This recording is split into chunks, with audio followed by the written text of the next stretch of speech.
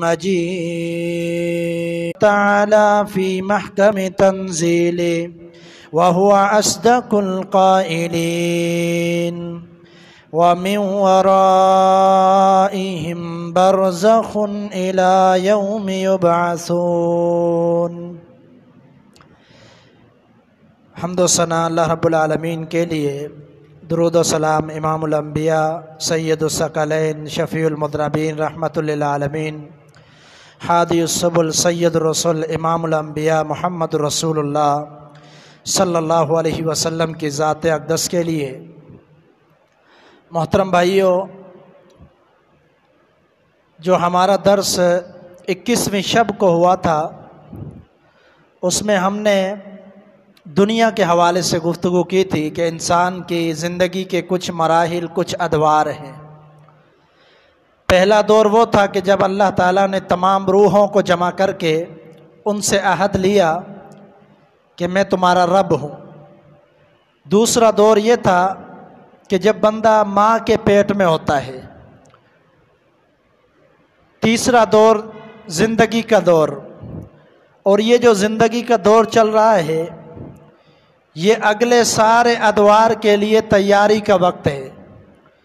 یہ زندگی کا دور قبر کی تیاری، آخرت کی تیاری، اور آخرت کے اندر جتنے بھی مراحل ہیں، پل صراط کا موقع ہے، اللہ کے سامنے کھڑا ہونا ہے، حشر کا میدان ہے، جنت اور جہنم کے بارے میں فیصلہ ہونا ہے، جتنے بھی ادوار ہیں انشاءاللہ آخرت کے حوالے سے اگر اللہ نے موقع دیا تو ہم بیان کریں گے۔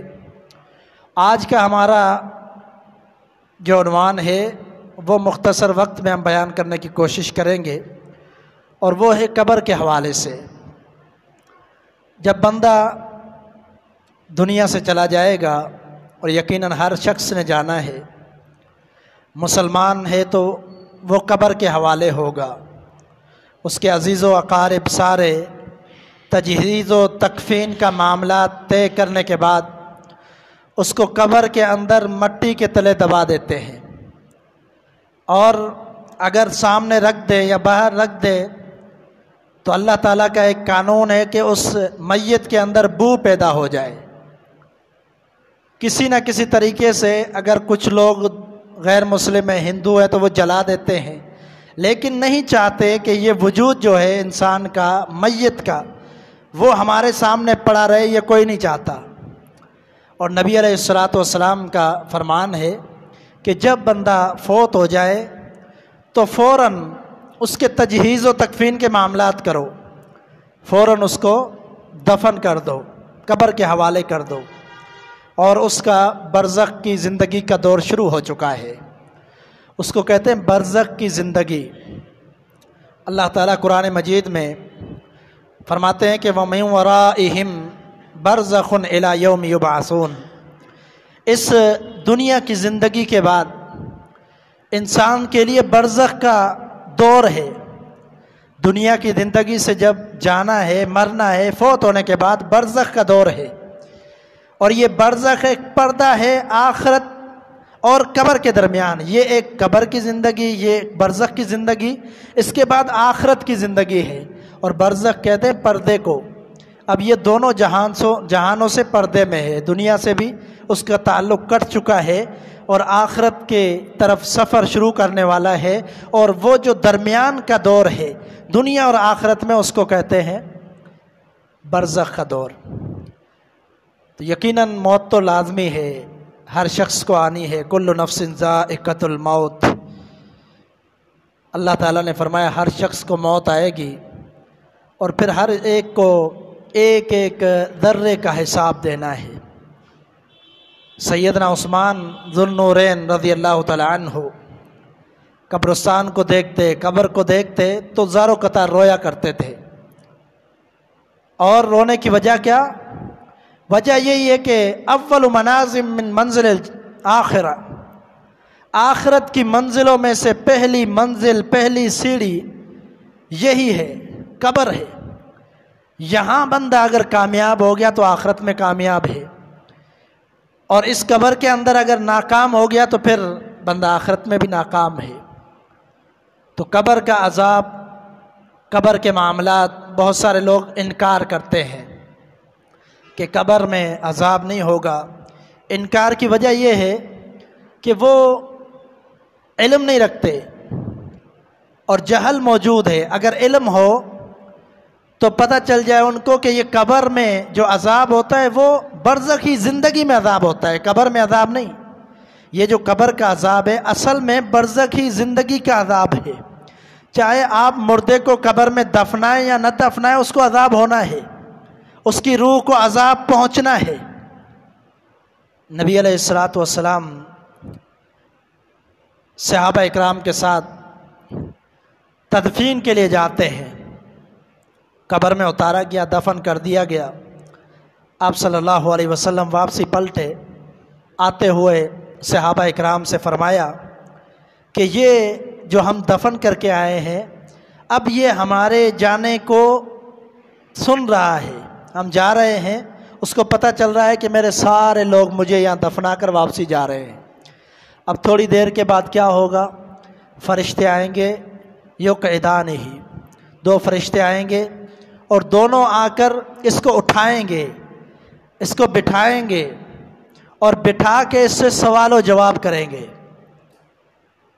سوال و جواب کریں گے، معاملات پوچھیں گے کہ دنیا سے آیا ہے اور دنیا ایک آزمائش کی جگہ تھی، لیبلوکم ایکم احسن عملا، کون ہے جو تم میں سے بہتر عمل کرے؟ اللہ تعالیٰ نے زندگی اسی لیے دی ہے۔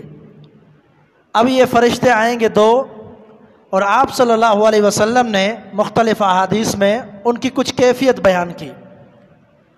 آپ صلی اللہ علیہ وسلم نے فرمایا کہ تانبے کے جو دیگچے ہوتے ہیں، فرمایا کہ اتنی بڑی ان کی آنکھیں ہوں گی، اتنی بڑی ان کی آنکھیں ہوں گی، اور فرمایا کہ بیل کے جو سینگ ہیں اتنے بڑے ان کے دانت ہوں گے۔ تو اس سے اندازہ لگتا ہے کہ کتنے وہ بھیانک شکل و صورت والے ہوں گے جو اللہ تعالیٰ نے بندے کے لیے مختص کیے ہیں کہ جو قبر میں سوال و جواب کریں گے۔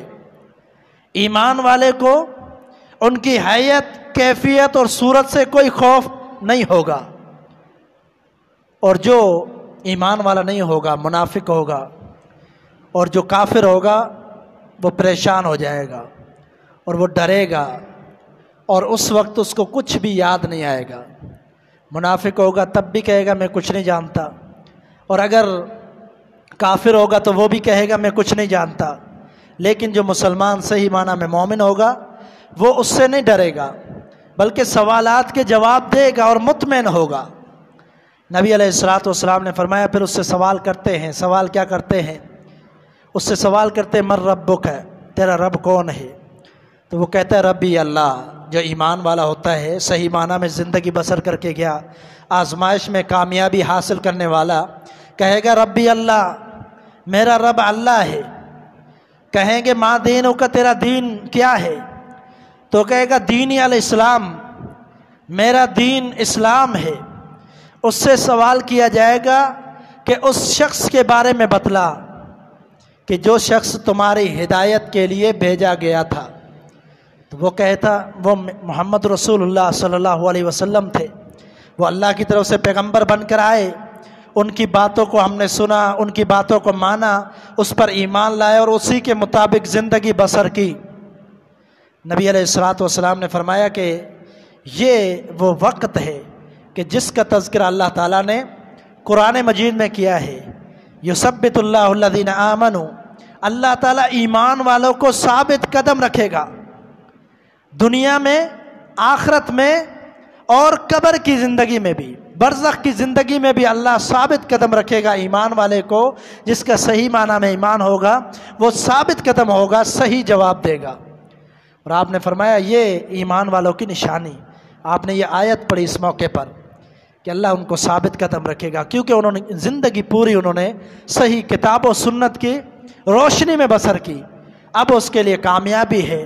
اور پھر رسول اللہ صلی اللہ علیہ وسلم نے فرمایا اس کے لیے پھر کھڑکی کھول دی جاتی ہے جنت کی، اور وہ جنت کے جتنی بھی نعمتیں ہیں ان کا نظارہ کرتا رہتا ہے اور دیکھتا رہتا ہے۔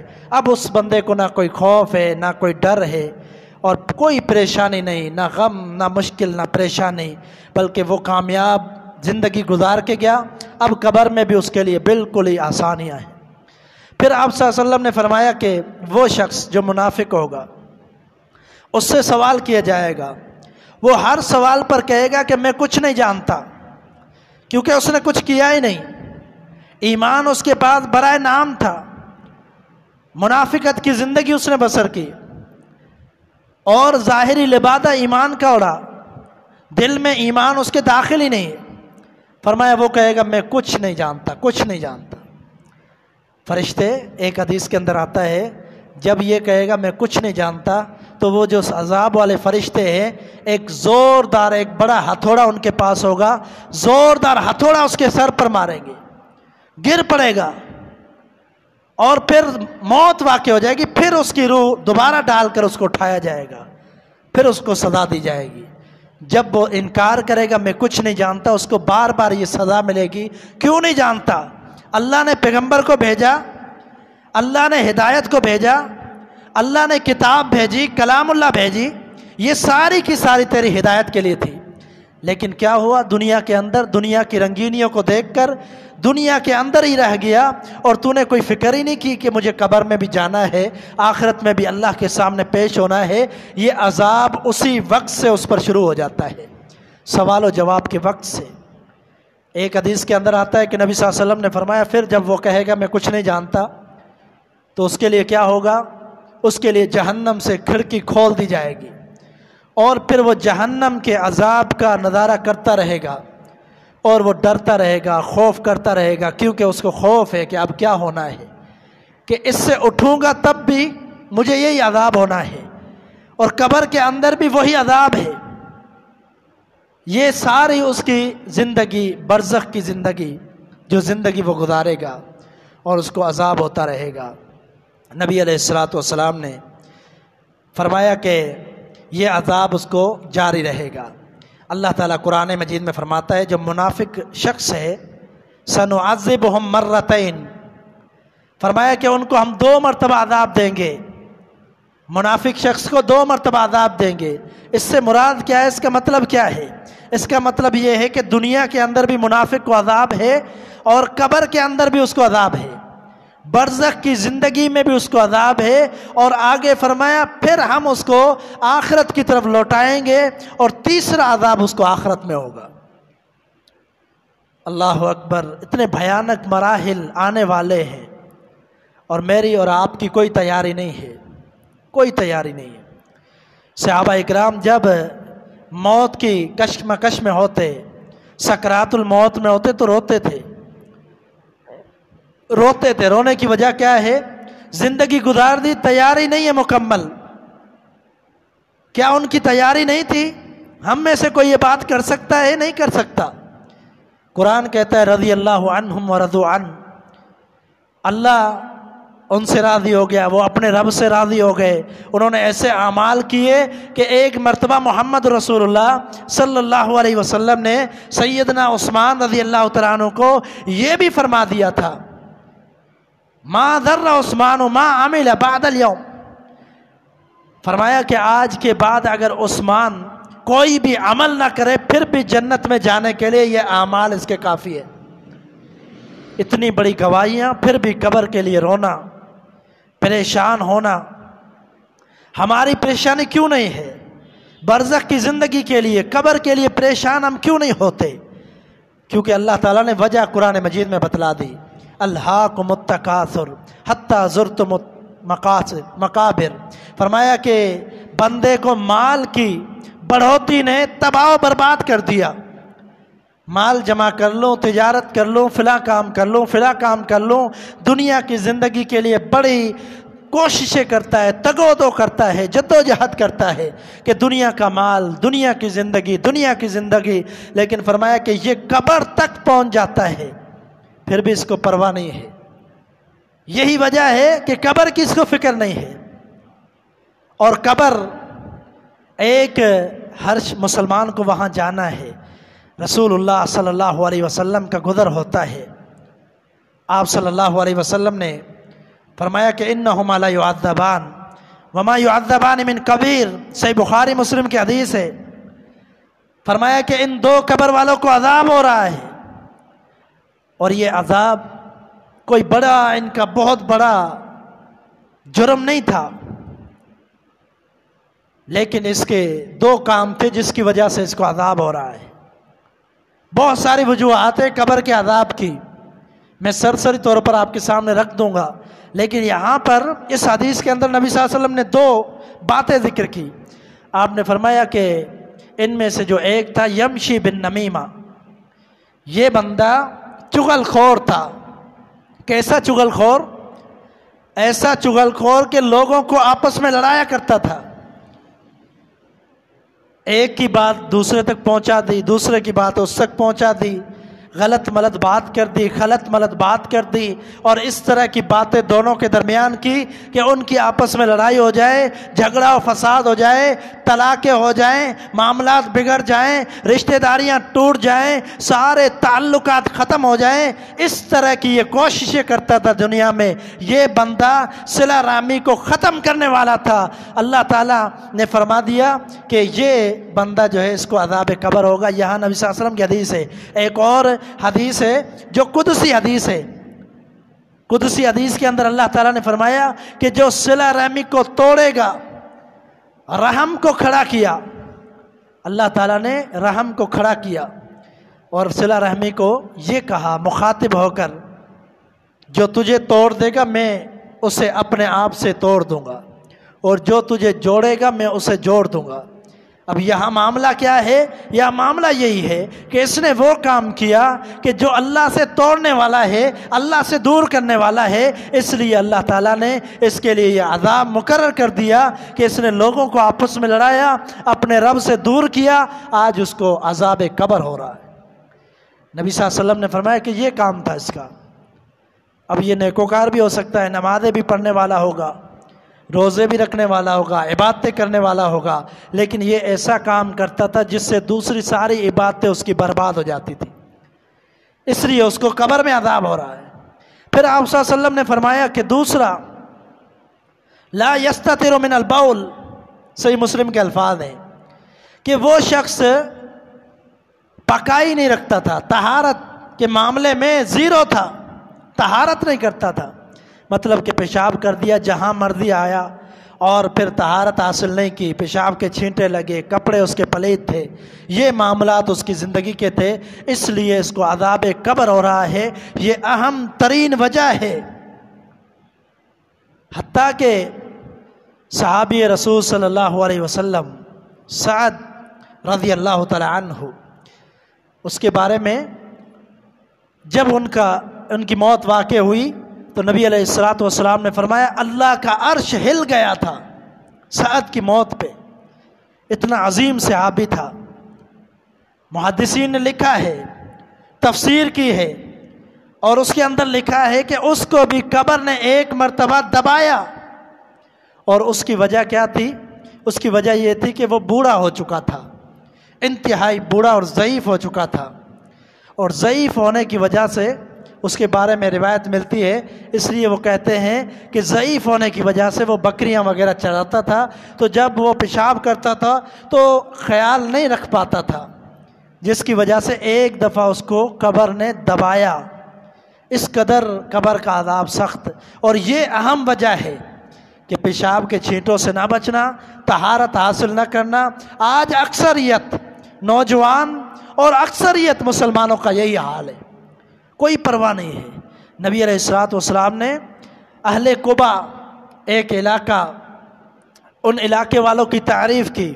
آپ نے ان سے پوچھا کہ کیا معاملہ ہے کہ اللہ رب العالمین نے تمہاری تعریف کی ہے، کس وجہ سے اللہ نے تمہاری تعریف کی ہے؟ انہوں نے کہا اللہ کے رسول صلی اللہ علیہ وسلم انا نتبع الحجارۃ الماء، ہمارا یہ معاملہ ہے کہ ہم دو طریقے سے استنجا کرتے ہیں، ڈھیلے بھی استعمال کرتے ہیں اور پانی بھی استعمال کرتے ہیں، اچھے طریقے سے طہارت حاصل کرتے ہیں، اسی وجہ سے اللہ تعالیٰ نے ان کو مقام دیا۔ اللہ نے ان کی تعریف قرآن مجید میں کی، فیہ رجال یحبون ان یطہروا، اللہ تعالیٰ نے فرمایا کہ اس بستی میں کچھ ایسے لوگ ہیں کہ جو پسند کرتے ہیں وہ پاک رہیں، اللہ بھی ان سے محبت کرتا ہے، اللہ بھی مطہرین سے محبت کرتا ہے، جو پاک دامنی اختیار کرتے ہیں۔ وہ جو حدیث بڑی معروف ہم سنتے رہتے ہیں کہ صفائی نصف ایمان ہے، الطہور شطر الایمان، صفائی نصف ایمان ہے، اس کا بھی زیادہ تر تعلق پاکائی کے ساتھ ہے، طہارت کے ساتھ ہے۔ ایک تو صفائی عام ہوتی ہے، مسجد کی صفائی کر دینا۔ نبی صلی اللہ علیہ وسلم نے فرمایا کہ میں نے دیکھا، مجھے جنت میں اس بندے کا اجر بھی دکھایا گیا، اس کا مقام بھی دکھایا گیا، اس کا اجر نیکیاں بھی میں نے دیکھی کہ جو ایک تنکا مسجد سے اٹھا کر باہر پھینکتا ہے، یہ بھی مجھے دکھایا گیا کہ اس کا اجر بھی لکھا ہوا تھا، ایک تنکا مسجد سے اٹھایا اور باہر پھینک دیا۔ یہ بھی صفائی ہے، محلے کی صفائی، گلیوں کی صفائی، یہ بھی صفائی ہے۔ لیکن زیادہ تر جو اس حدیث کا تعلق ہے وہ تعلق طہارت کے ساتھ ہے، کہ اپنے آپ کو، اپنے جسد کو پاک صاف رکھنا۔ یا ایھا المدثر قم فانذر فربک فکبر وثیابک فطہر۔ اللہ تعالیٰ نے محمد عربی علیہ السلام کو فرمایا کہ اپنے کپڑوں کو پاک رکھیے، قرآن مجید کی آیت ہے، اپنے رب کی بڑائی بیان کیجئے اور اپنے رب سے ڈریے۔ اور ساتھ میں فرمایا چوتھا حکم، فرمایا کہ اپنے کپڑوں کو پاک رکھیے۔ یہ ایمان والے کے لیے لازمی کام ہے، اہم کام ہے۔ ایک بندہ ایسی حالت میں نماز پڑھے، اس کی نماز کا کوئی فائدہ نہیں ہے، جس کے کپڑے پلید ہو، جسم پلید ہو۔ یہ ایک بہت بڑا ٹاپک اور موضوع ہے۔ میں نے مختصر اس لیے وضاحت کی کہ اسی وجہ سے قبر کا عذاب بھی ہوتا ہے۔ اس سے معلوم ہوا کہ یہ بہت بڑا جرم ہے جس کی وجہ سے قبر کا عذاب ہوتا ہے۔ رسول اللہ صلی اللہ علیہ وسلم نے اس حدیث میں دو باتیں ذکر کی۔ آپ نے فرمایا لوگوں کو لڑانے والا اور اپنے آپ کو پاک صاف نہ رکھنے والا، ان دونوں کو عذاب قبر ہوتا ہے، ہو رہا ہے۔ ایک دفعہ رسول اللہ صلی اللہ علیہ وسلم کا قبرستان سے گزر ہوا اور آپ صلی اللہ علیہ وسلم نے ایک شخص کا ذکر کیا جو جاہلیت کی موت مر گیا۔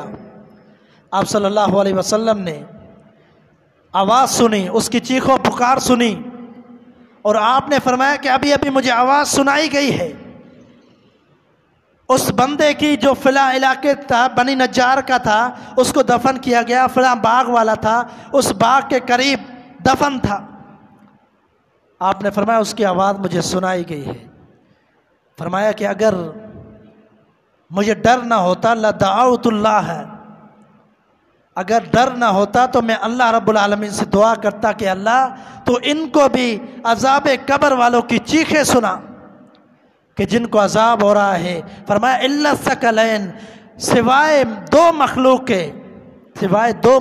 کے ساری مخلوقات ان کی چیخ و پکار کی آواز سنتی ہے۔ دو مخلوق کون سی ہے؟ ایک انسان اور ایک جن اور جنات۔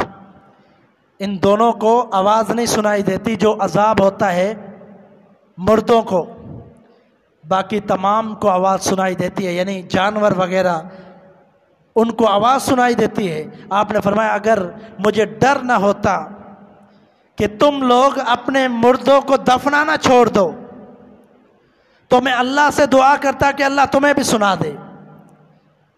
تو نبی علیہ السلام نے مشاہدات کیے، آپ صلی اللہ علیہ وسلم نے مناظر دیکھے، آپ صلی اللہ علیہ وسلم کو عذاب بھی دکھلائے گئے، روزہ توڑنے والے کا عذاب۔ ابھی آپ مغرب کے بعد شیخ عبداللطیف صاحب سے حدیث سن رہے تھے کہ نبی صلی اللہ علیہ وسلم کو لے جایا گیا پہاڑ پر، اور آپ صلی اللہ علیہ وسلم نے دیکھا کہ کچھ لوگ ہیں جو الٹے لٹکے ہوئے ہیں، ان کی باچیں چیری ہوئی ہیں اور خون بہہ رہا ہے۔ وجہ کیا تھی کہ درمیان میں روزے توڑ دیا کرتے تھے، اس وجہ سے ان کو یہ عذاب ہو رہا ہے، خون بہہ رہا ہے مسلسل۔ آپ صلی اللہ علیہ وسلم نے مشاہدات کیے، اور اس لیے آپ صلی اللہ علیہ وسلم اکثر طور پر جب بھی دیکھتے صحابہ اکرام دنیا کی طرف تھوڑی بہت رغبت کر رہے ہیں، تھوڑا بہت دنیا کی طرف جا رہے ہیں، تو آپ صلی اللہ علیہ وسلم فوراً تنبیہ کیا کرتے تھے، فوراً قبر اور آخرت کے حوالے سے یاد دلایا کرتے تھے، قبر اور آخرت کی فکر کرو، یہ دنیا تو ختم ہو جانی ہے۔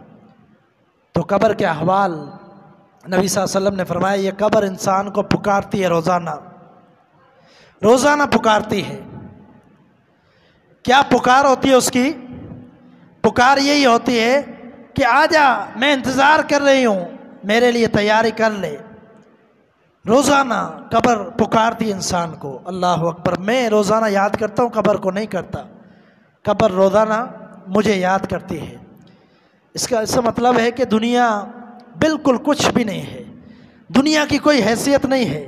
پچھلے درس میں ہم بیان کر چکے ہیں، مثال دے کر کئی مثالیں ہم نے دی کہ دنیا کچھ بھی نہیں ہے۔ دنیا آخرت کے لیے ساز و سامان تیار کرنا اور قبر کی زندگی کے لیے نجات حاصل کرنے کا ذریعہ ہے۔ اور قبر کے عذاب سے بچنا چاہتے ہیں تو قرآن کے ساتھ تعلق جوڑ لیجئے۔ یہ ماہ قرآن کا ہے۔ رسول اللہ صلی اللہ علیہ وسلم کی ایک حدیث ہے، آپ صلی اللہ علیہ وسلم نے فرمایا کہ جب قبر والے کو عذاب دیا جائے گا، اگر وہ بندہ قرآن سے تعلق رکھنے والا ہو، قرآن سے بڑی محبت کرنے والا، قرآن پڑھنے والا، تلاوتیں کرنے والا، تلاوتیں سننے والا، تراویح پڑھنے والا، تہجد کے اندر قرآن پڑھنے والا، صبح کے وقت، رات کے وقت، شام کے وقت، ہر وقت سفر میں قرآن پڑھنے والا، فرمایا کہ یہ شخص، اس کی قرآن سے محبت ہوگی، جب قبر میں اس کو عذاب کے لیے فرشتے اس کو ہتھوڑا اٹھا کر مارنے کی کوشش کریں گے تو یہ اس کے سر کے پاس آ جائے گا قرآن اور اس کے ہاتھ کو روک لے گا، فرشتے کے ہاتھ کو روک لے گا، کہا اس کو نہیں مارنا، خبردار اس کو نہیں مارنا، یہ مجھ سے محبت کرنے والا تھا۔ یہ نبی صلی اللہ علیہ وسلم کی حدیث ہے کہ یہ مجھ سے محبت کرنے والا تھا، اس کو نہیں ماننا، یہ سزا کا حقدار نہیں ہے۔ میری اور آپ کی قرآن سے کیا محبت ہے؟ ہمارا ختم ہوتا ہے، صرف عام نہیں بلکہ میں اپنی بات بھی کرتا ہوں، اور جو مسجد کے اندر رہنے والے ائمہ، خطبہ، قراء حضرات، حفاظ کرام، ان کا بھی اگر ختم ہوتا ہے تو صرف رمضان کے اندر، اور باقی پورا سال اگرچہ وہ مسجدوں کے اندر رہتے ہیں، اگرچہ وہ نمازیں پڑھاتے ہیں، پھر بھی قرآن مجید کا دوبارہ ختم کرنے کی توفیق نہیں ہوتی۔ یہ تعلق ہے ہمارا قرآن کے ساتھ۔ اور نبی علیہ السلام کا تعلق کیا تھا قرآن کے ساتھ؟ فرمایا کہ مجھے قرآن سناؤ، صحابی سے فرمایا مجھے قرآن سناؤ، کہا کہ اللہ کے رسول میں آپ کو سناؤں، قرآن آپ پر نازل ہوا، آپ پڑھے ہم سنیں۔ آپ نے فرمایا انی احب ان اسمع من غیری، میں یہ پسند کرتا ہوں کہ میں کسی غیر سے قرآن سنوں، تلاوت سنوں۔ صحابی فرماتا ہے میں نے شروع کیا، قرآن پڑھنا شروع کیا، پڑھتے پڑھتے پڑھتے پڑھتے ایک وقت نبی صلی اللہ علیہ وسلم نے فرمایا کف، رک جاؤ بس۔ آپ نے خود بس کر دیا، خاموش کر دیا۔ کہتے میں نے نظر اٹھا کر دیکھا محمد عربی علیہ السلام کی داڑھی مبارک بھیگ چکی تھی آنسوؤں سے، اتنا آپ صلی اللہ علیہ وسلم روئے تھے قرآن سن کر، تلاوت سن کر، یعنی آپ کا تعلق اتنا گہرا تھا۔ صاحب قرآن ہے، انہ لتنزیل رب العالمین نزل بہ الروح الامین علی قلبک لتکون من المنذرین۔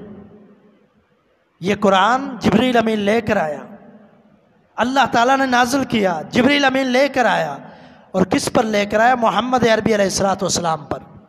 جبریل امین فرشتوں کا سردار ہے، جس پر یہ قرآن نازل ہوا یہ امام الانبیاء ہے، فرشتوں کا بھی سردار، ہر مخلوق کا سردار محمد رسول اللہ صلی اللہ علیہ وسلم، انبیاء کا سردار۔ مقام و مرتبہ کیا ہے؟ اور جس چیز کو اللہ نے ہدایت بنایا اس کو کس طرح ہدایت سمجھ کر لیا اور کس طرح خود عمل کیا، کس طرح پہنچایا۔ فرمایا کہ سورۃ ہود نے مجھے بوڑھا کر دیا ہے، امام الانبیاء کے الفاظ ہیں کہ سورۃ ہود نے مجھے بوڑھا کر دیا ہے۔ کیوں؟ ایک آیت ہے سورۃ ہود کے اندر کہ آپ کو جو حکم دیا جاتا ہے اس حکم کی پابندی کریں اور مستقل مزاجی کے ساتھ اس حکم پر چلیں، مستقل مزاجی کے ساتھ مستقل اس پر عمل کرتے رہیں، پوری زندگی عمل کرتے رہیں۔ اس آیت کی وجہ سے امام الانبیاء فرماتے ہیں کہ اس ایک آیت نے، اس صورت نے مجھے بوڑھا کر کے رکھ دیا ہے۔ آپ کو اتنی فکر، اور جن کے لیے قرآن آیا جن کے لیے محمد عربی علیہ السلام نے پورا قرآن پڑھ کے سنایا اور فکر دلانے کی کوشش کی پوری زندگی، ان کا حال کیا ہے کہ قرآن پڑھے ہوئے نہیں ہیں، زندگی گزر جاتی قرآن پڑھے ہوئے نہیں ہیں۔ اور عذاب قبر سے بچانے والا اہم ترین ہتھیار وہ ہمارے پاس نہیں ہے۔ زندگی میں کوشش نہیں کی، زندگی میں کبھی سوچ نہیں آئی، تھوڑی سی زندگی گزر گئی اور بڑے ہو گئے۔ اب زندگی کا وہ اسٹیج ہے کہ بندہ سوچتا ہے کہ یار میں ابھی کہوں گا کہ میں نے قرآن پڑھنا ہے تو مجھے شرم آتی ہے، شرم محسوس کرتے ہیں۔ رسول اللہ صلی اللہ علیہ وسلم کے پاس ایک بوڑھا شخص آتا ہے، اس کے ہاتھ میں عصا ہے، اس عصے کے ذریعے آتا ہے، لاٹھی کو پکڑ کر آ رہا ہے۔ نبی علیہ السلام نے اس کو دیکھا، بڑی دور سے سفر کر کے آیا۔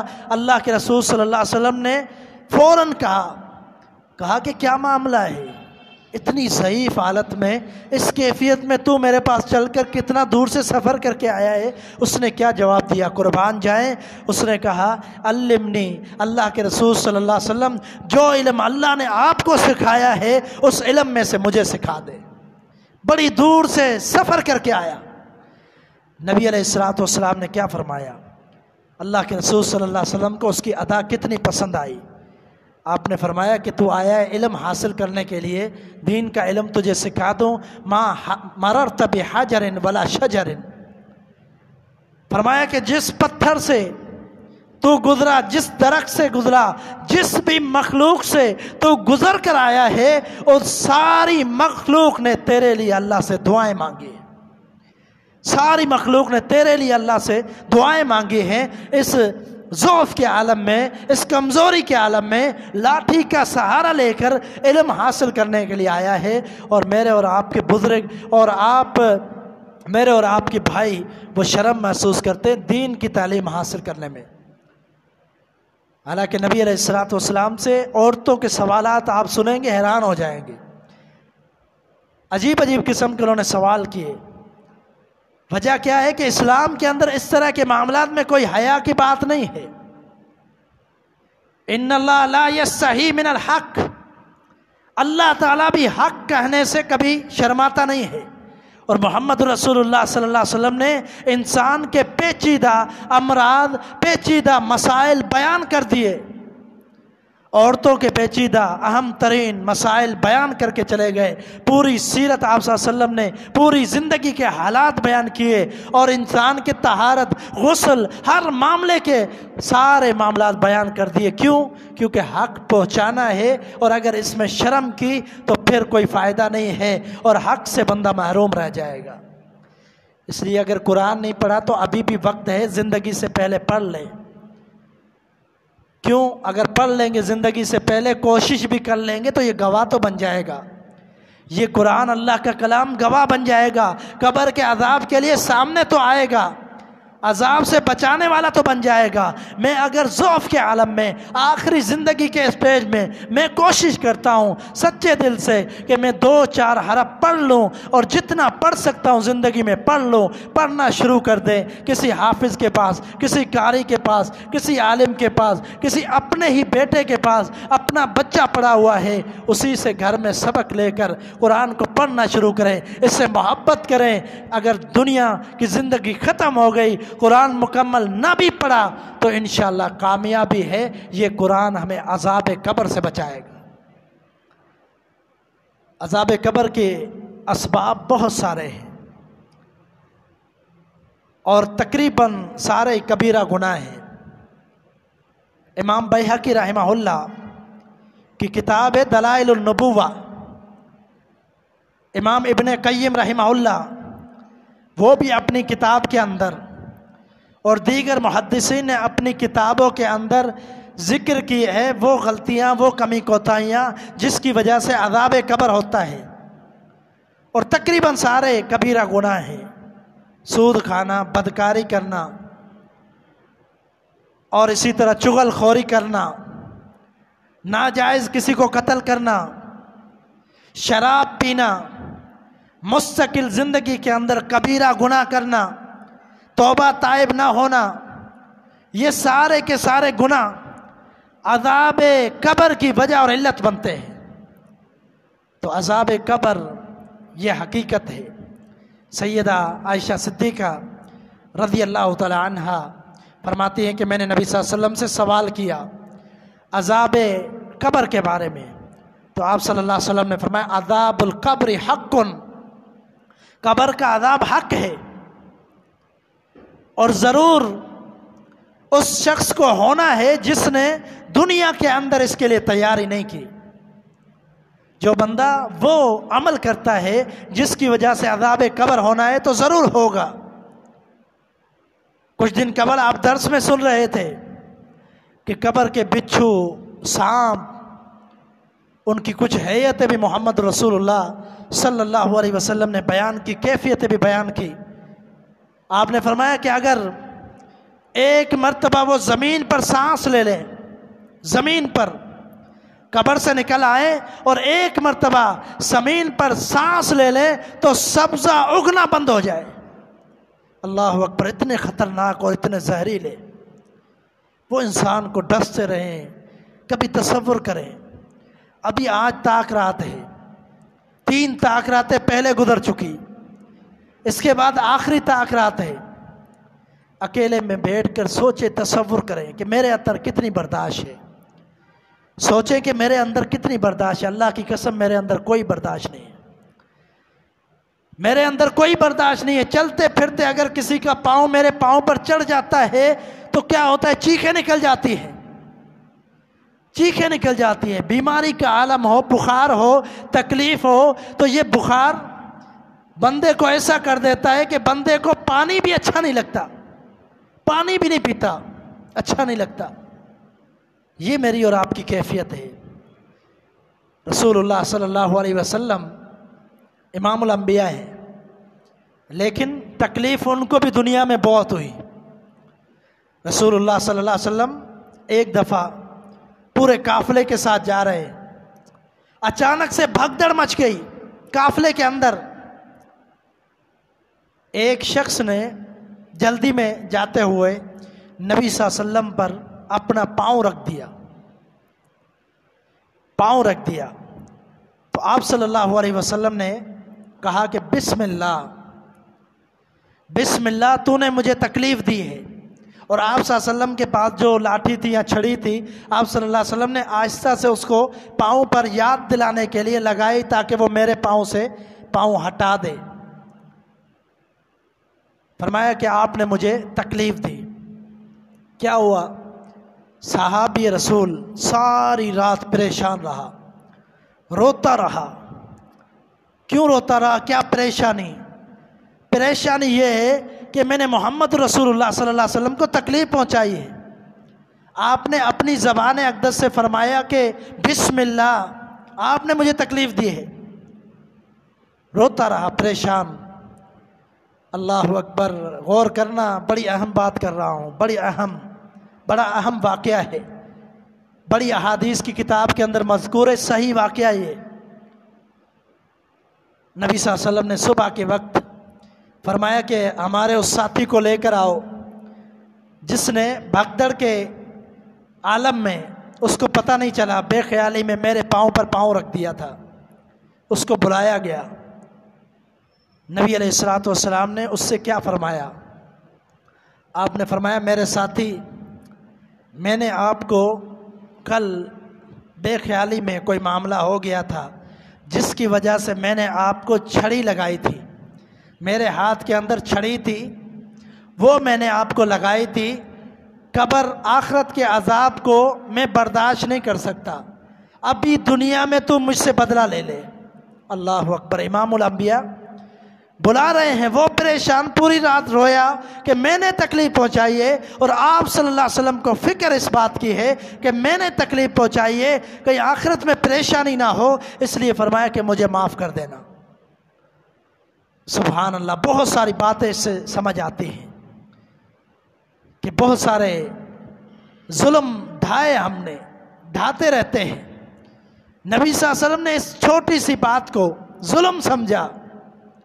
الظلم ظلمات یوم القیامہ، آپ نے فرمایا کہ یہ ظلم جو ہے کل قیامت کے دن اندھیروں کی شکل میں ہوگا، اور یقیناً یہ قبر کے اندر بھی اندھیروں کی شکل میں ہوگا۔ جو دنیا میں ظلم کرتا ہے تو یہ چھوٹا سا ظلم، اس کو ظلم بھی نہیں کہہ سکتے۔ آپ صلی اللہ علیہ وسلم نے اپنا دفاع کرتے ہوئے اس کو اشارہ کیا کہ پاؤں ہٹا دو، اور میری کتنی غلطیاں ہیں، پھر بھی مجھے نہ قبر کی فکر ہے نہ آخرت کی فکر ہے۔ تو اس لیے عزیز بھائیو، درس دروس ہم سنتے رہتے ہیں، اصل روح کی طرف آئیں، اصل مقصد کی طرف آئیں کہ یہ ہم نے 4 راتیں درس سنے، سوچیں کہ باقی رمضان کے اندر 2-3 دن ہیں، یہ 2-3 راتیں ہیں، ان دروس سے ہم نے کیا فائدہ حاصل کیا اور کیا سوچا۔ آج کی رات بیٹھ کر سوچیں کہ ہمارے اندر کوئی برداشت نہیں ہے، دعا مانگے نبی صلی اللہ علیہ وسلم سے سچے دل سے، عذاب قبر سے بچنے کی دعا مانگے۔ نبی صلی اللہ علیہ وسلم نے مستقل قرار دے دیا عذاب قبر کی دعا کو، کہ عذاب قبر سے بچنے کی دعا مستقل قرار دے دی۔ فرمایا کہ جب درود پڑھ لو اس کے بعد یہ 4 دعائیں کرو جو تشہد میں بیٹھ کر ہم دعائیں پڑھتے ہیں۔ کون سی دعائیں ہیں؟ اللہم انی اعوذ بک من عذاب القبر، اے اللہ میں تجھ سے پناہ مانگتا ہوں عذاب قبر سے۔ آپ نے فرمایا یہ لازمی طور پر تشہد میں پڑھو یہ دعا جو ہم سب پڑھتے ہیں۔ فتنہ دجال سے نجات اور گناہوں سے نجات، گناہوں سے اللہ بچائے ہمیں، فتنہ دجال سے، قبر کے عذاب سے، آخرت کے عذاب سے، یہ اللہ تعالیٰ سے دعائیں کیا کرتے تھے نبی صلی اللہ علیہ وسلم تشہد کے موقع پر۔ تو ہمیں بھی یہ دعائیں کرنی چاہیے، اور بہت ساری دعائیں نبی صلی اللہ علیہ وسلم نے فرمائی ہیں زندگی کے لیے، آخرت کے لیے۔ اگر دعائیں ہمیں نہیں آتی، عربی کے اندر نہیں آتی، تو ہم اردو کے اندر دعائیں کر سکتے ہیں، اپنی زبان کے اندر دعائیں کر سکتے ہیں، اپنے رب کو یاد کریں۔ آج کی رات بھی اللہ کو پتہ ہے، ہو سکتا ہے یہ طاق رات لیلۃ القدر کی رات ہو، اس میں دعائیں بھی قبول ہو جاتی ہیں، مغفرتیں بھی ہو جاتی ہیں، عبادت کا ڈبل ٹرپل بہت زیادہ بڑا ہی دگنا چگنا عذاب ملتا ہے۔ تو ہم آج پھر ایک دفعہ اپنا محاسبہ کریں اور اپنے رب کے سامنے روئیں، اکیلے بیٹھ کر عبادت کریں، اور ایک کونا پکڑ کر مسجد میں یا گھر میں تلاوت کریں، 2 نفل پڑھیں، پھر تلاوت کریں، پھر 2 نفل پڑھیں، پھر تلاوت کریں، پھر 2 نفل پڑھیں، اپنے رب کو راضی کریں۔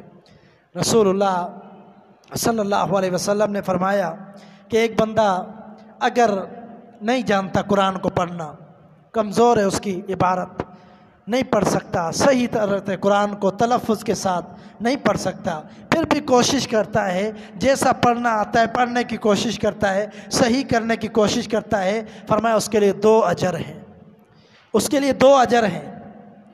یعنی اس نے کوشش کی، صحیح بھی کرنے کی کوشش کرتا ہے اور پڑھتا ہے، جیسا بھی آتا ہے اس کے لیے ڈبل اجر ہے۔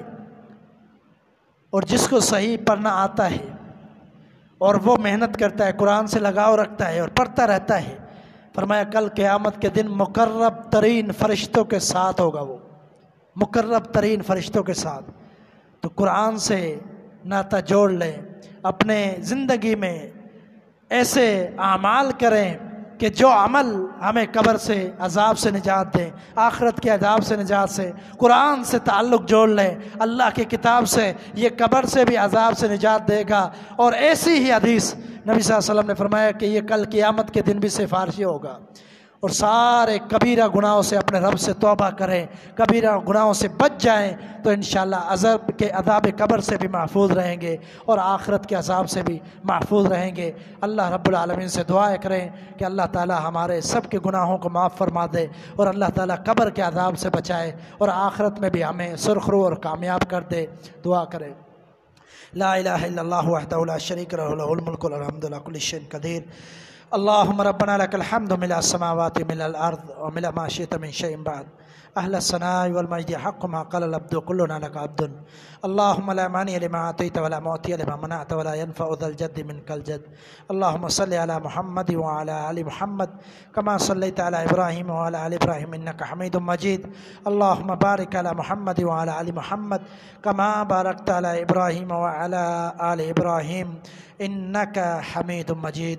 ربنا آتنا في الدنيا حسنة وفي الآخرة حسنة وقنا عذاب النار. ربنا ظلمنا أنفسنا وإن لم تغفر لنا وترحمنا لنكونن من الخاسرين. اللهم إنك عفو تحب العفو فاعف عنا.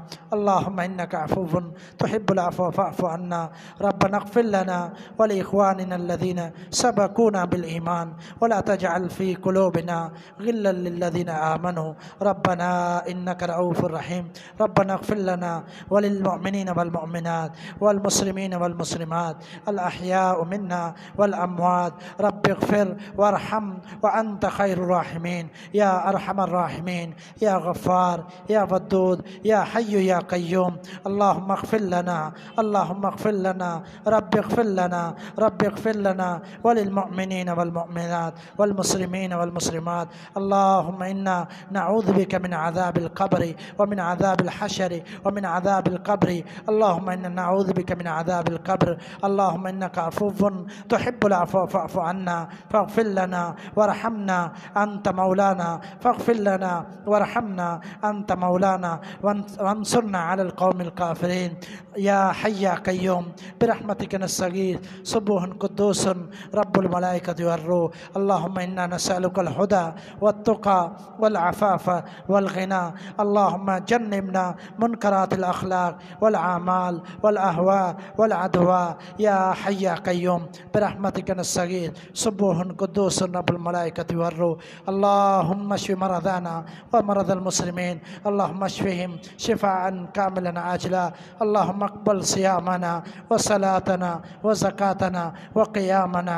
اللهم اقبل صيامنا وصلاتنا وزكاتنا وقيامنا. يا حي يا قيوم برحمتك نستغيث بمنك وكرمك يا ذا الجلال والإكرام. اللهم إنك عفو تحب العفو فاعف عنا. اللهم إنك عفو تحب العفو فاعف عنا. اللهم إنا نسألك الخير ونعوذ بك من الشر. اللهم إنا نسألك الجنة ونعوذ بك من النار. اللهم إنا نسألك الجنة ونعوذ بك من النار ومن عذاب القبر. يا حي يا قيوم برحمتك نستغيث. سبحان ربك رب العزة عما يصفون وسلام على المرسلين والحمد لله رب العالمين. ربنا تقبل منا إنك أنت السميع العليم وتب علينا إنك أنت التواب الرحيم. وصلى الله على محمد وآله وأصحابه أجمعين برحمتك يا أرحم